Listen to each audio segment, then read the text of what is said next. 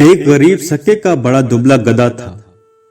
وہ اتنا لاغر ہو گیا کہ اگر زور سے ہوا چلتی تو اڑا کر دور پھینک دیتی۔ اس پر جا بجا زخموں کے غار پڑ گئے اور ان میں بے شمار کیڑے چل رہے تھے۔ وہ 2 قدم بھی بغیر ٹھوکر کھانے کے نہیں چل سکتا تھا۔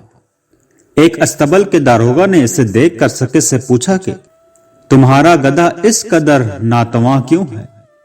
اس نے جواب دیا کہ میں ایک مفلس آدمی ہوں، جب مجھے کھیروں کو نہیں ملتا گدھے کو کیا کھلاؤں؟ فاقوں نے اسے نحیف کر رکھا ہے۔ داروغہ نے اسے کہا اسے 1 مہینہ میرے استبل میں چھوڑ جاؤ، پھر دیکھنا یہ گدھا کیا رنگ لاتا ہے۔ چنانچہ وہ گدھے کو اپنے استبل میں لے گیا اور اسے گھوڑوں کے ساتھ باندھ کر گھاس اور دانہ کھلانے لگا۔ گھوڑوں کے ساتھ ہر روز اس کی بھی مالش ہونے لگی۔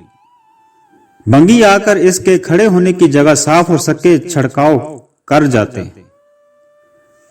لد وغیرہ فوری اٹھا لی جاتی، تازہ چارہ ڈالا جاتا۔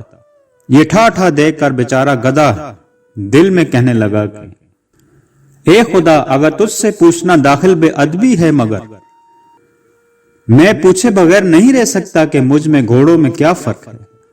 وہی ہاتھ پاؤں میرے ہیں، وہی دونوں کے پیٹ کھانا مانگتے ہیں، پھر معلوم نہیں کہ ایک دوسرے میں اس قدر فرق کیوں رکھا گیا ہے کہ اس کی قسمت تو گھاس دانا اور مسالہ اور میری قسمت کوڑیوں پر چرنا اور ڈنڈے کھانا۔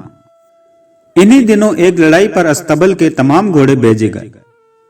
جب واپس آئے تو تمام زخموں سے چور تھے، وہی بدن جن میں ریشم سی چمک اور لچک تھی، کان سے لے کر دم تک خون میں لتڑ کر خراب ہو رہے تھے۔ تیروں اس جسموں میں پیوست تھے جن کا نکالنے کے لیے گھوڑوں کو باندھ کر اور تیروں کو نکالا گیا۔